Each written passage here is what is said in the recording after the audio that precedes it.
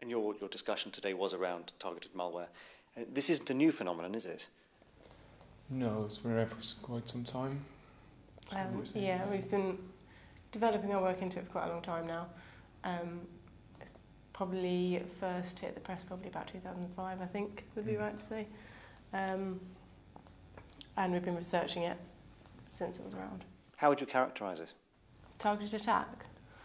A targeted attack is a long-term attack against an organisation. So it's not just an infection, it's an attack that will last for 1, 2, maybe 3 years, and it's ongoing and normally quite highly established. It's more the context as well around it. So in terms of, do they want intellectual property or do they want files, things like that? It's more to extract information than really financial gain. How does the attacking group go about selecting a target? Well, it's up to what they require, really. If they want secrets or information relating to energy, things like that, or you name it, whatever their interest is, they will conduct their research around that to determine targets. So give us a description of a typical attack and how it would work out. They must spend quite a lot of time researching the organisation they're targeting. The initial targeted attack uses quite heavily social engineering. So they may use a document which is relevant to the person they're sending it to. So if I, for instance, wanted to attack you, I'd find an area that you're researching, send you something that I think you're willing to open, potentially spoof the sending address so that you're expecting it or it's from a semi-relevant person, and then that would force you to open that email. Once that email's opened, that would then infect your laptop or your desktop, and that's their first step onto the organisation, and from there they can carry on the attack. So when you say it's led by social engineering, do they carry out conventional reconnaissance of the companies that they're attacking, or is it all based on what information they can find online? Not entirely sure, because again, it's hard to know. All they would have access to, I'd imagine, would be the information that's online, information they can acquire possibly from talking to people. There is other things that would be required, because if it is a targeted attack, they would need to understand what sort of software the company runs, because they need to know, or in some manner know what they're going to exploit. So would it be a PDF reader or a browser? So specific information like that would be harder to get, whereas identifying a CEO, head of marketing, head of some department, head of anything they're interested in, is a lot easier to obtain from, say, LinkedIn, things like that. So I think information online would be far easier to get from people, about people.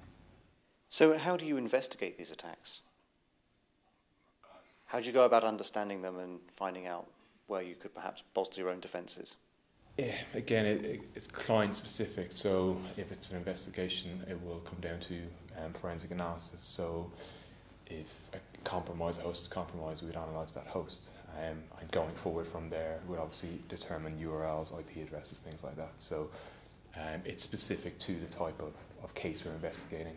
But generally it's a forensic analysis, malware analysis, followed by possibly more proactive sort of research into types of attack and what sort of data has taken. I think one of the things we tried to get through today, so one of our examples, we actually decrypted some of the traffic that came from one of the malicious files on the host, and the importance of doing that is to actually see what's in that traffic so you can see what the attacker's done, and by going that extra step and finding out that information, it helps us to kind of develop our knowledge more so we know what the attackers are doing, so we know what to look for in future events. Given that these attacks are so specific, they're not going to be picked up necessarily by conventional anti-malware measures. What can organisations do to protect themselves?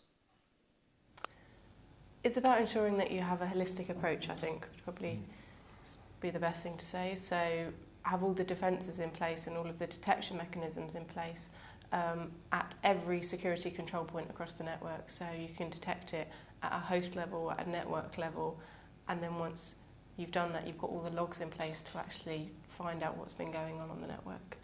But it's that, and then there's obviously the user awareness thing, obviously, because you can have the best defense in the world, but user awareness, user is going to be the source of weakness. So user awareness across the company in terms of emails, opening links, things like that. You can be proactive in defence, but you also need to have a valid and effective sort of incident response. So when you are compromised, which is a likely occurrence, no matter how well defended you are, that you respond to it appropriately and quite quickly. So there's, again, specific to your requirements, there's a lot of areas that you can be proactive defending or responding reactionary, really. And when you talk about user awareness, that's not a one-off project, that's an ongoing process. Yes, basically. So it's not specific because every time a new technology may be introduced, iPhones, things like that, you're going to have to tell people not to connect these to the computer or don't use USB. So there's various things. It is, as you say, ongoing. Laura Aylward and Mark Nicholls from Context IS, thank you very much. Thank you. Thank you.